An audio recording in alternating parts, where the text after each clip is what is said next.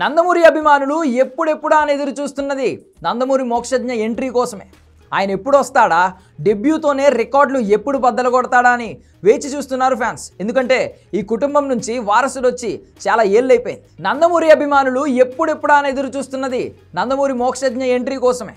ఆయన ఎప్పుడు వస్తాడా, డెబ్యూతోనే రికార్డులు ఎప్పుడు బద్దలు కొడతాడా అని వేచి చూస్తున్నారు ఫ్యాన్స్. ఎందుకంటే ఈ కుటుంబం నుండి వారసుడు వచ్చి చాలా ఏళ్ళైపోయింది. 20 ఏళ్ల క్రింద కళ్యాణ్ రామ్ వచ్చిన తరువాత మళ్ళీ నందమూరి కుటుంబం నుంచి చెప్పుకోదగ్గ ఎంట్రీ లేదు. అందుకే నందమూరి వారసుడి కోసం అంతగా వేచి చూస్తున్నారు ఫ్యాన్స్. పైగా మోక్షకు వయసు 30 దాటిపోయింది. ఇంకెప్పుడు వస్తాడంటూ బాలయ్య ఎక్కడ కనిపిస్తే అక్కడ అడిగేస్తున్నారు అంతా.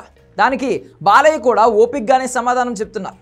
గత ఏడాది అనౌన్స్మెంట్ కూడా ఇచ్చారు, కానీ అది ప్రకటన దగ్గరే ఆగిపోయింది. ఇప్పటి వరకు ముందుకెళ్ళలేదు. పైగా ప్రశాంత్ వర్మ కూడా మోక్షు సినిమా కాదని మరో సినిమాతో బిజీ అయిపోయాడు. నెక్స్ట్ కూడా ఈయన ప్రభాస్ సినిమా చేస్తున్నాడంట. మరి ఈ లెక్కన నందమూరి మోక్షజ్ఞ సినిమా ఇప్పట్లో లేనట్లేనా అనే అనుమానాలు కూడా వస్తున్నాయి.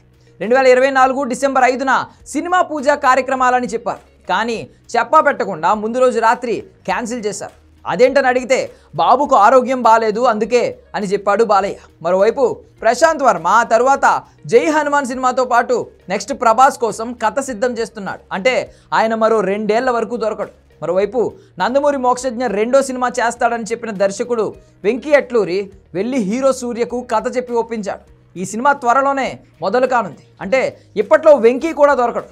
ఎందుకంటే ఈయన సూర్యకు మాత్రమే కాదు, చిరంజీవి, దుల్కర్ సల్మాన్ లాంటి హీరోలకు కూడా కథలు చెప్పి ఉంచాడు. వీటిలో ఏ ఒక్కటి ఓకే అయినా 2 ఏళ్ల వరకు వెంకీ అట్లూరి సినిమా మోక్షుతో ఉండే ఛాన్సే లేదు.